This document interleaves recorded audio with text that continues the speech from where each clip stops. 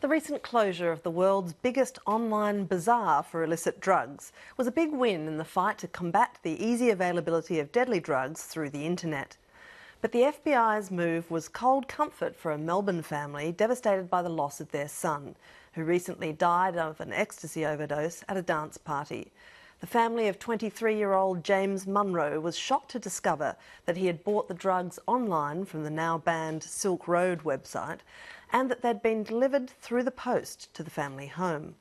While Silk Road has been closed, other similar sites remain online. And James Munro's family has decided to speak publicly as a warning to other parents. Lisa Whitehead reports. Join the insanity and scrap the system. This hardcore dance festival at Sydney's International Regatta Centre has been billed as a psychedelic wasteland. Defqon 1 lived up to its name, with 20 people being treated for drug overdoses and 84 drug arrests. Among the 18,000 partygoers were 3 young men who'd driven all night from Melbourne to be there. They were excited about the day and they were in general good mood and upbeat about the event and looking forward to it. While waiting in line to enter the gates, one of the group, 23-year-old James Munro, made a decision that would have fatal consequences. James had taken some tablets with him, some ecstasy tablets from Melbourne, and it was decided to take the tablets prior to entering Defqon because there was a police presence at the gates where there were sniffer dogs, etc.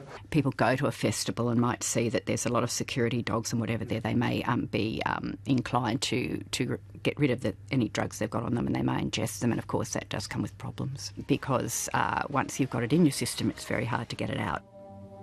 Just after entering the venue, James Munro was in serious trouble.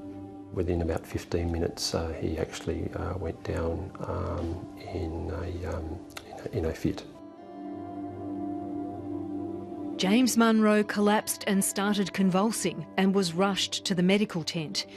His friends made a frantic call to his father in Melbourne.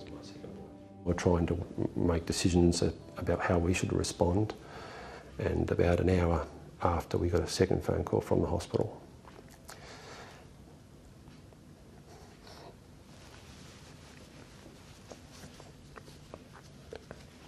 That phone call, they told us that James was on a breathing machine, he was in serious trouble, and there was a possibility he would not survive. And they asked us, they said to us, you should come now. The family immediately flew to Sydney and raced to the Nepean Hospital, where James Munro lay in intensive care. He had a 42-degree temperature, and his system failed terribly because of that. Arriving at the hospital, his heart stopped, and he basically never came out of the coma. His system gave way, his organs failed, and he started to hemorrhage. And that's basically how he was when we got to the hospital later on. James Munro was about to start a new job and a university degree in nursing. His father says he was a gentle boy who didn't drink or smoke, but he had admitted to using ecstasy on a couple of occasions. He's not doing it all the time.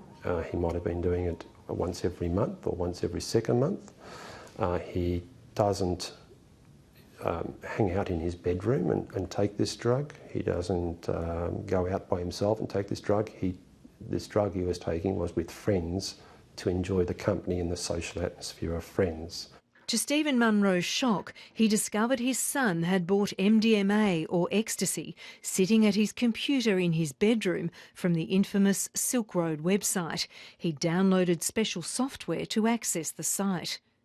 How did you find out where James purchased the drugs? The policeman asked me if there was anything on his computer. What the policeman was looking for was a TOR browser, and there were a couple of other bits of associated software that were also on the computer that indicated that that was his method of getting the drugs. James Munro's family believes the drugs he purchased were mailed to their home address. Were you shocked to think that they were coming through your letterbox? Yes. I mean, I've never heard of such a thing. You can order online in an anonymous process which can't be tracked, and you can have the drugs mailed to your letterbox.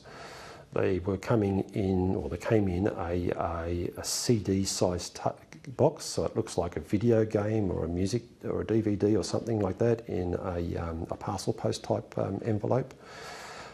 Straight to your letterbox, and from there straight into the home, into your son's bedroom. So you just have no clue that it's just unfathomable that would be occurring. Since his son's death, Stephen Munro has trawled through chat rooms associated with the Silk Road website looking for answers. He's angry at the way these sites market themselves. There were drug dealers on those blogs bragging that they were somehow reliable suppliers, that they have an ethic of supplying good stuff and not bad stuff. And the fact is that most times even the dealer doesn't know what's in the drug, it's only the manufacturer. Last week, the FBI shut down the Silk Road website and arrested the man allegedly behind it. Authorities found by country Australians were the third largest group using the site. What was your reaction to the news that the Silk Road website had been shut down and the man behind it had been arrested? Yeah, I was pretty happy, actually, because I'm sure if it was shut down 2 weeks earlier, I feel as if James would be here. And I got to wonder, what was it doing up in the first place? And what are we going to do to stop another one from coming up? Because that's the real danger here. Since the axe fell on Silk Road, it's emerged Australians are accessing a number of other similar sites. We don't know what people are taking. People don't really themselves know what they're taking. There's a new substance appearing more frequently than once a week on the internet. And it's hard for them to know what they're using. It's hard for us to give advice. And there's no such thing as a good batch or a bad batch. Every batch is bad. You either survive it or you don't survive it. And that is the only difference between the two. And I think that's a real strong message to young people, and not necessarily young people, there's older people too, need to understand that about these drugs. They are dangerous and don't take them.